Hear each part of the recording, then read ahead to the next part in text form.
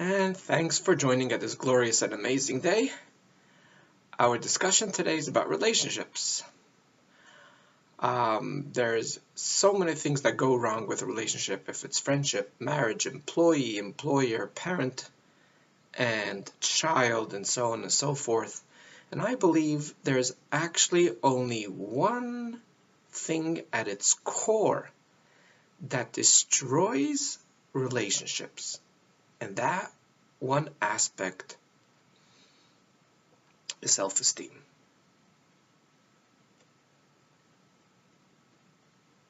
When there's lacking self-esteem, everything goes wrong. There's a lot of symptoms from the lack of self-esteem. I'll focus just on one because I find it prevalent. You hear day in, day out the same exact story. And I want to zoom in on that one aspect. And in the next clip, I want to discuss how to rectify it even when the self-image and self-esteem is not there yet. Let's get straight into it. The topic is taking responsibility for something you have done wrong and saying sorry. That only enhances and brings the relationship closer. And if you believe it or not, people respect you more and deeper when you do apologize. But yet most of society, most of relationships, you will not have it. People can be extremely kind, giving, nice, and many times they'll use it as manipulation, not to ever blame them for anything, and to actually counterattack and say, how could you complain when I'm so nice to you? So they don't even bother even getting into the dialogue of listening to what's going on. So let's just throw out one example. The typical example is, just the first example that came to mind is, we were at a party, we were at a gathering, and I heard you say so-and-so to one of the people there, and I was very, very hurt. I was very embarrassed. I can't believe you said that. Someone's just expressing how they feel and what they're upset about. There's a lot of ways how we react. I'm just going to throw out 2 or 3. The first thing is, people would say is, you are just too sensitive. Or, you know what, it's so hard to be around you. I always walk on eggshells. There's nothing, I can never open up my mouth. Whatever I say is going to hurt you. Number 3 is, that's totally not what I meant. Like, why are you even getting upset? We don't really even listen to the child, to the parent, to the spouse, to the employee, to employer. The first thing is we defend. Now, the other person doesn't say, oh, great, you're so right, now I love you even more. There's a lot of very painful reactions, and the relationship only gets sour. The relationship goes downhill. Whereas if the individual hears their spouse, for example, complaining about what they said at the party or at the gathering, and they would say, let me sit down and listen to everything you have to say. And they look the person in the eyes. The phone is not in their hands. And they say, so what word hurt you? What is it that I said bothered you? And they show interest in the other human being, their friend, their spouse, it doesn't matter who it is. Pause. Digest what they said. Then look in their eyes and you say, sorry, I totally did not see it that way. I did not mean to hurt you, and I'll never say anything to hurt you. When you actually give the other person your attention, you show them that you listen to their details of what bothered them. You then took responsibility and then apologized. That only brings the relationship way closer.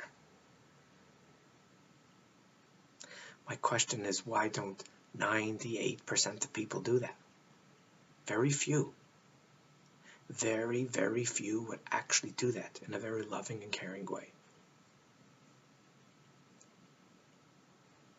If taking responsibility, if being wrong, if saying sorry only gives you more respect and only connects you to your loved ones,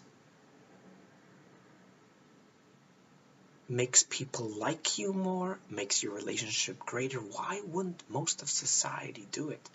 And everyone tries everything in the world to avoid it. And the answer is, I think, very simple. And they're both basically the same, but they're from two different scenarios. One is most of us never saw our parents have this conversation. We never saw our parents, and our parents are the ones that actually program our brain. They program the amygdala.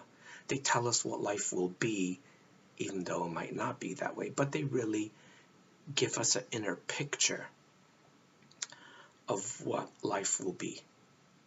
I've never heard anyone tell me a story. When I was a child, I sat in front of my parents, and I saw them having this lovely discussion where my mother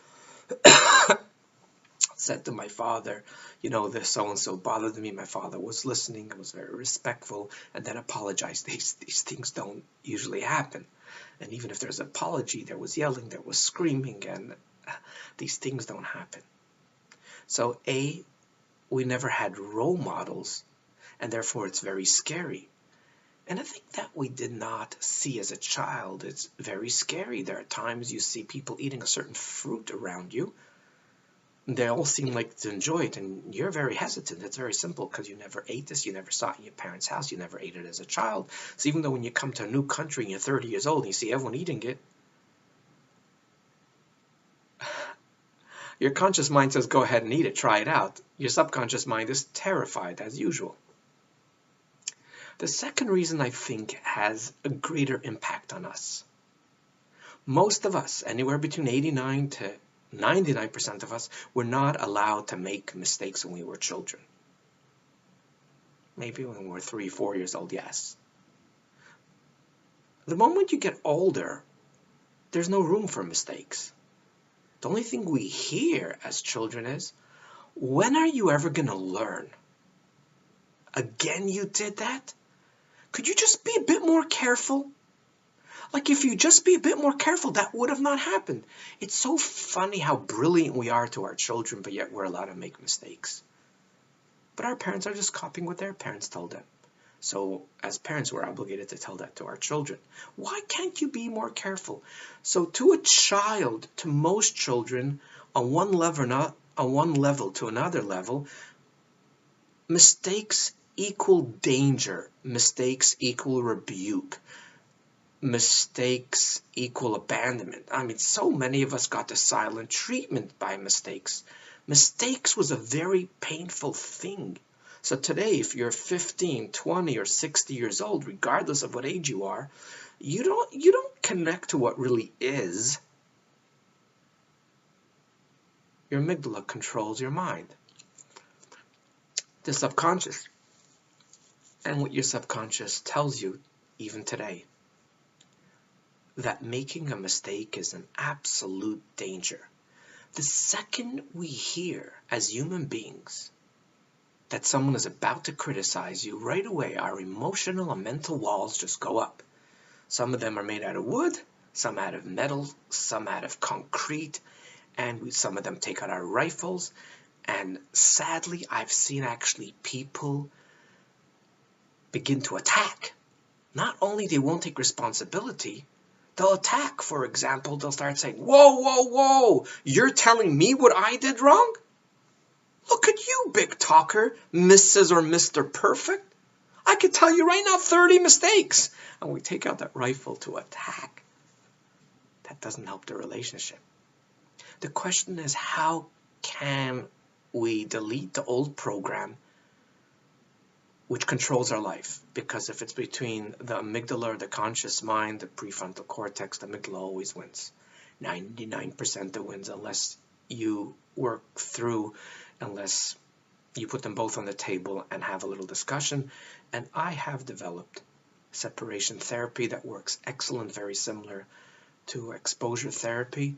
And in the next clip, in part 2 of relationships, I will explain how it's a real easy process to do it. Thanks for joining, and have a wonderful and delightful day. Bye now.